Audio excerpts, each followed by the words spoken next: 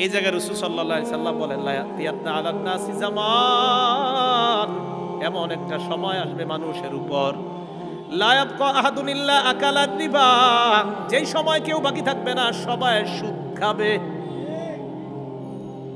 আসলে কি সুদ খায়? সবাই খায় না তো। নবী কয় ওয়া ইল্লাম ইয়াকুলহু, যদিও ডাইরেক্ট না খায়, আসাবাহু মিন বুখারিহি, সুদের ধোঁয়া তার গায়ে লাগবে। ডাইরেক্ট যদিও না খায়, সুদের ধোঁয়া তার গায়ে লাগবে।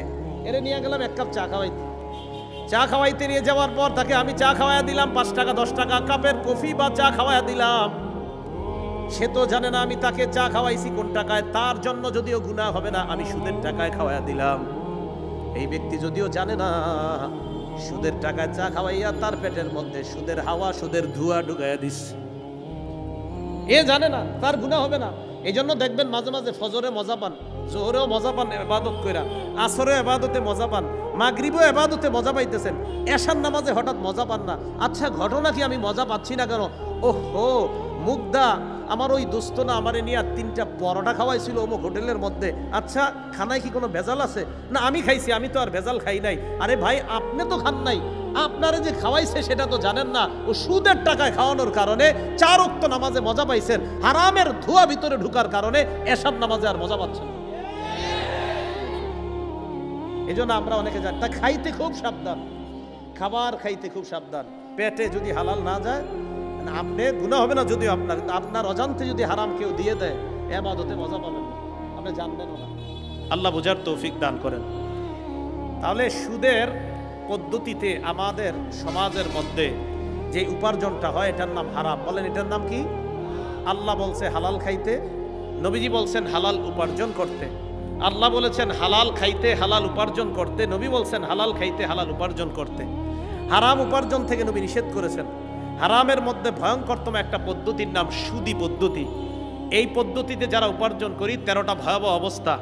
খুব সংক্ষেপে আবার নতুন করে যারা আসছি মনে রাখি। 1 নাম্বার, যারা সুদ খায়, আল্লাহ রসুলের পক্ষ থেকে তাদের জন্য যুদ্ধের ঘোষণা, সূরা বাকারা 278 279 নাম্বার আয়াত।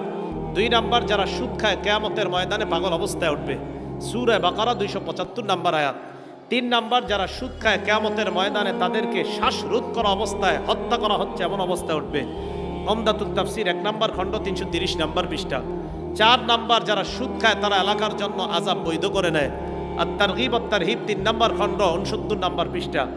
5 নাম্বার, যারা সুদ খায় তাদের কারণে এলাকায় দুর্ভিক্ষ আসে, মুসনাদে আহমদ 17822 নাম্বার হাদিস। 6 নাম্বার, যারা সুদ খায় তারা পেটে সাপ ঢুকায়, ইবনে মাজাহ 2273 নাম্বার হাদিস। 7 নাম্বার, যারা সুদ খায় তারা আপন মাকে বিয়ে করে, ইবনে মাজাহ 2274 2275 নাম্বার হাদিস। 8 নাম্বার, যারা সুদ খায় তাদের দুনিয়া ধ্বংস, আখিরাত ধ্বংস, সহিহ বুখারী 2766 নাম্বার হাদিস। 9 নাম্বার, যারা সুদ খায় মরণের পর কিয়ামত পর্যন্ত রক্তের নদীতে সাঁতার কাটবে, সহিহ বুখারী 2085 নাম্বার হাদিস।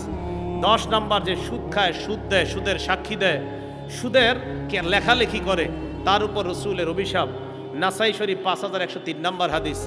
11 নাম্বার, জেনে শুনে সামান্য পরিমাণ সুদ খাওয়া 36 বার ব্যভিচারের চেয়ে বড় অপরাধ করা, মুসনাদে আহমদ 22007 নাম্বার হাদিস।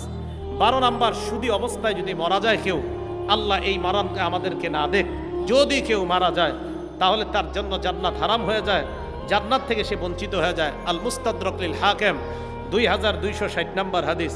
13 নাম্বার, এমন একটা সময় আসবে যে সময় সবাই যদিও সুদ না খায়, সুদের হাওয়া অন্তত সবার গায়ে লেগে যাবে। আবু দাউদ শরীফ 3331 নাম্বার হাদিস।